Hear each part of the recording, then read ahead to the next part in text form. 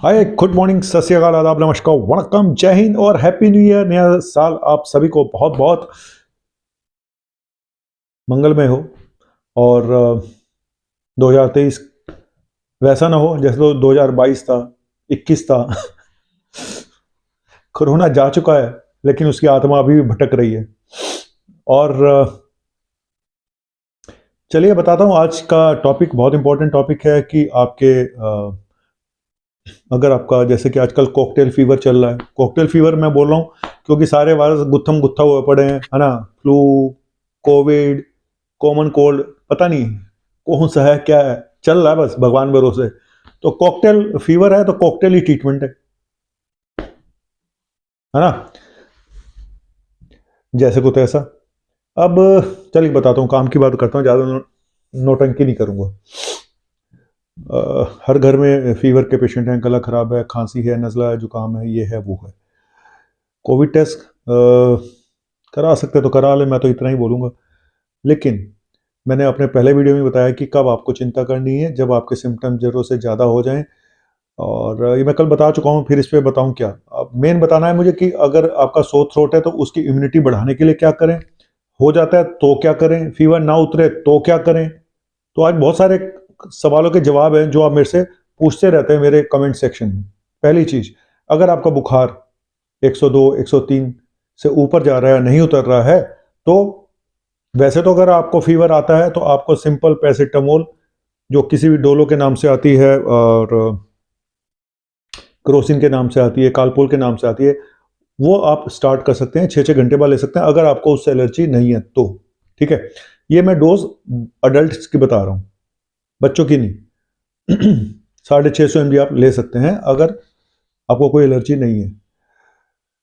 लेकिन और बच्चों में भी ये दे सकते हैं आप पैरासिटामोल सिरप। लेकिन जो कई बार फीवर 102, 103 जा रहा है और पैरासिटामोल असर ही नहीं करती है, कई बार ऐसा होता है पैरासिटामोल असर नहीं करती है, तो उसके साथ में आप मेफेनेमिक एसिड, अगर आपको किडनी की प्रॉब्लम नहीं है कोई, तो आप मेफेनेमिक एसिड ले सकते हैं। मेफ्टाल के नाम से आती है, जो सबसे फेमस है। मैं क्या करता हूँ, मैं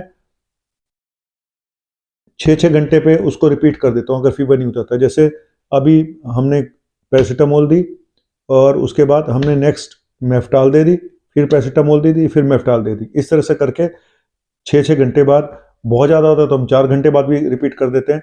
लेकिन हालांकि कॉम्बिनेशन भी आते हैं, पैरासिटामोल का कॉम्बिनेशन भी आता है मेफ्टाल के साथ। और लेकिन मैं फिर बोलूँगा कि अगर फीवर आपका 100 से ऊपर है तो पैरासिटामोल दें, 102 से ऊपर है तो मेफ्टाल ऐड करें, अदरवाइज अवॉइड करें, है ना। बॉडी को भी थोड़ा सा टाइम देना चाहिए, बॉडी भी रिएक्ट करती है। और पेन किलर मैं ज़्यादा अवॉइड ही करता हूँ और मना करता हूँ कि पेन किलर ज़्यादा नहीं खाने चाहिए, है ना। चलिए, ये तो हो गया फीवर का मसला। अब गले में खराश है तो आप कोई एंटी एलर्जिक ले सकते हो। एंटी एलर्जिक में मेरी फेवरेट इबास्टिन है, बिलास्टिन जो अभी नहीं आई। इबास्टिन मैं इसलिए बोलता हूँ, हालांकि फेक्सोफेनाडिन है जो एलेग्रा के नाम से आती है। आजकल कॉम्बिनेशन बड़े हैं, मोंटेलुकास्ट के साथ लिवोसेट्रिजिन, बड़ा आदमी मोंटेर एलसी खा रहा हूँ, मोंटेक एलसी खा रहा हूँ, मैं मोंटेर एफएक्स खा रहा हूँ, मोंटेलुकास्ट का कॉम्बिनेशन है, वो जरा डबल एक्शन हो जाता है। लेकिन एक प्रॉब्लम में जो मुझे नज़र आती है इन दवाइयों के साथ, एंटी एलर्जी के साथ, कि अगले दिन बहुत नींद, थकान, बेचैनी, टांगों में वीकनेस, ये सब चीज़ें होती हैं। और कई बार पेशेंट पहले ठीक होता है और इन दवाइयों को लेने के बाद ज़्यादा बीमार हो जाता है, मतलब फीवर तो उतर गया लेकिन उसको इतनी वीकनेस आ जाती है। तो मैं इसलिए ये देखता हूँ कि कितने पेशेंट को प्रॉब्लम कितनी है। अगर गले में बहुत दर्द हो रहा है और बहुत ज़्यादा प्रॉब्लम हो रही है तो मैं ये लिवोसेट्रिजिन या मोंटेलुकास्ट का कॉम्बिनेशन यूज़ करता हूँ। नहीं तो अगर मुझे लगता है कि बस खाली नज़ला जुकाम है, बहुत ज़्यादा प्रॉब्लम नहीं है, तो मेरी फेवरेट इबास्टिन है, जो इबास्ट के नाम से आती है। 10 mg दिन में एक रात को ले सकते हैं, और ज़्यादा तो आप 20 mg भी ले सकते हो, लेकिन ये डोज अडल्ट के लिए पहले बता रहा हूँ। और फिर बोलूँगा, मैं यहाँ बता तो रहा हूँ लेकिन ये दवाइयाँ आप अपने डॉक्टर से पूछ के लेंगे, ऐसे नहीं लेंगे, ठीक है। ये तो हो गई गले के लिए। और अब खांसी है तो बलगम वाली खांसी है तो एक्सपेक्टोरेंट लेना पड़ता है, सूखी खांसी है तो ड्राई कफ सिरप लेने पड़ते हैं। और बच्चों के लिए भी आप मेफ्टाल सिरप आता है, मेफ्टाल पी के नाम से आता है, तो वो भी आप, लेकिन मैं यहाँ डोज नहीं बताऊंगा बच्चों की, क्योंकि वो बच्चों का मामला जरा अलग अलग होता है, बॉडी वेट कितना है, ये है वो है, तो वो यहाँ पे मैं सिर्फ अडल्ट की बात कर रहा हूँ। ये हो गया, कफ सिरप हो गया, ठीक है। तो अब मेन कहानी है कि एंटीबायोटिक देनी है या नहीं देनी है। देखो, प्रॉब्लम सारी ये है कि इतना कॉकटेल चल रहा है, पता ही नहीं चलता कि बैक्टीरियल है, वायरल है, क्या है। हालांकि बैक्टीरियल की निशानियां ये होती हैं कि अगर बलगम पीले रंग की आ रही है तो बैक्टीरियल होने के चांसेस ज़्यादा चांसेस रहते हैं अगर पीली बलगम आ रही है। लेकिन फिर भी ज़्यादातर डॉक्टर एंटीबायोटिक से स्टार्ट करते हैं। मेरे ऐसा बंदा अगर नहीं लिखेगा तो केमिस्ट बोल देता है डॉक्टर ने कोई दिया ही नहीं है, कोई एंटीबायोटिक नहीं दी इसने। ये भी एक लफड़ा है जहाँ पे केमिस्ट उंगली कर देते हैं।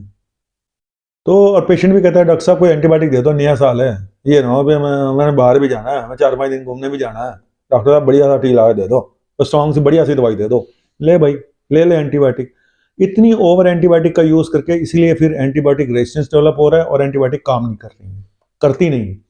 फिर भी बता देता हूँ कि सोर थ्रोट के लिए, गले के लिए सबसे अच्छी जो एंटीबायोटिक है वो अमोक्सिसिलिन क्लेवेनिक एसिड है, जो एगुमेंटिन के नाम से आती है। और 625 mg दिन में 2 या 3 बार ले सकते हो, लेकिन पेट में प्रॉब्लम करती है। और जिन लोगों को एलर्जी हो पेनिसिलिन ग्रुप की मेडिसिन से या इस दवा से, क्लेवेनिक एसिड से या अमोक्सिसिलिन, तो वो ना लें। कोई भी मेडिसिन जिसको एलर्जी है वो उसके लिए नहीं होती है, ठीक है। और तो ये एक सबसे अच्छी मेडिसिन है गले के लिए। एजिथ्रोमाइसिन भी ली जा सकती है 500 mg वंस ए डे या ट्वाइस ए डे, वो भी डिपेंड करता है। तो उसके अलावा सेफुरोक्साइम है, और भी बड़ी सारी एंटीबायोटिक हैं। लेकिन मैं फिर ये बोलूंगा कि आप अपने डॉक्टर से बिना पूछे एंटीबायोटिक खुद मत शुरू करें। हालांकि कल मेरे एक पेशेंट का फोन आया, जी मैं तो खुद ही अब डॉक्टर बन गया हूँ, मैं तो सब अपने आप कर लेता हूँ, मैं ये एंटीबायोटिक देता हूँ, मैं ये उसको खिला देता हूँ, मुझे सब पता चल गया।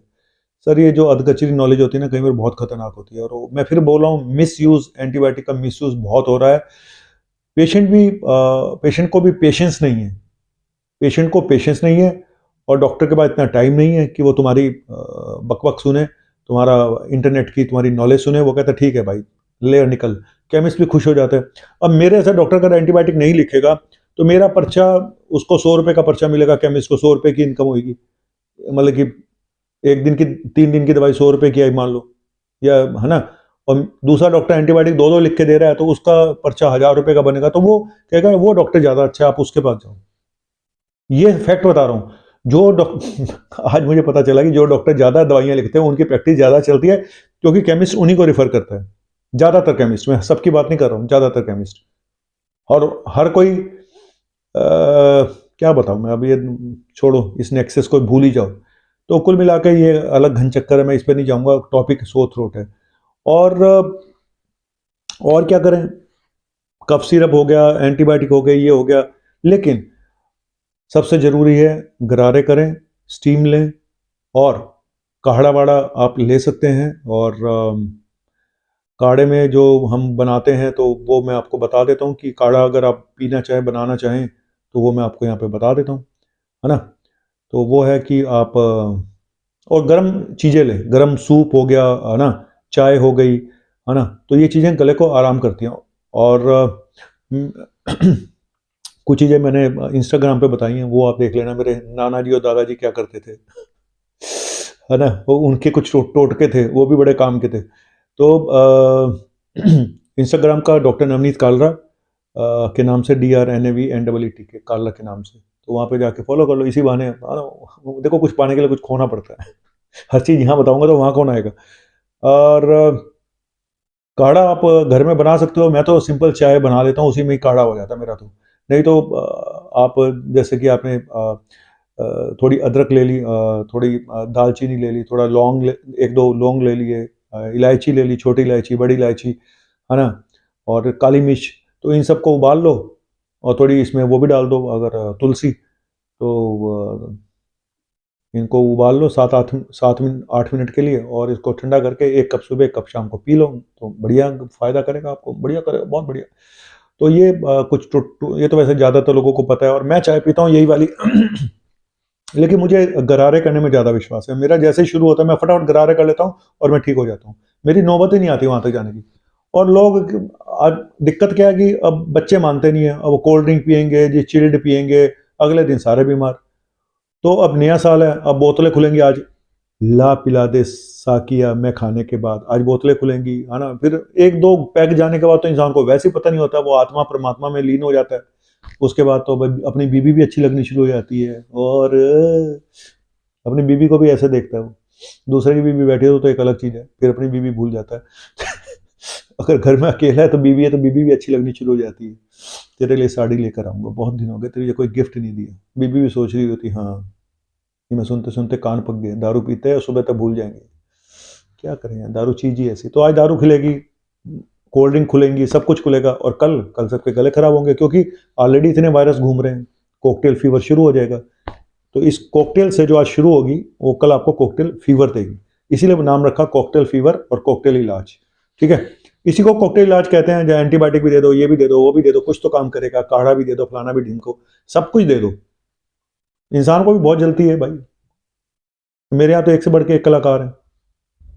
वो तो फोन करेंगे, डॉक्टर साहब मैं ना दार्जिलिंग आया हुआ था जरा, वो आप कुछ गला खराब हो, कोई दवाई बता दो।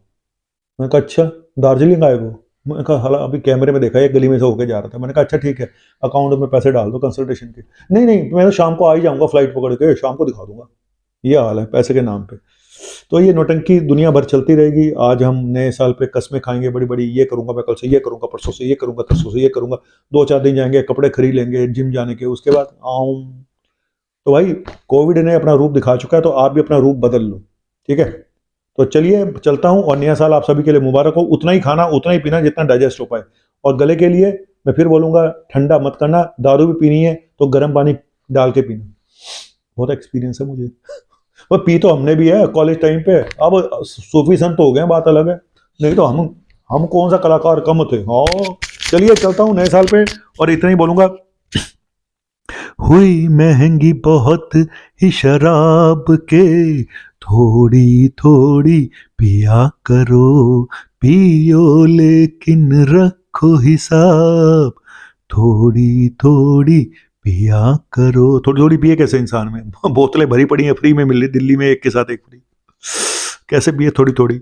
और ला पिला दे साकिया मैं खाने के बाद।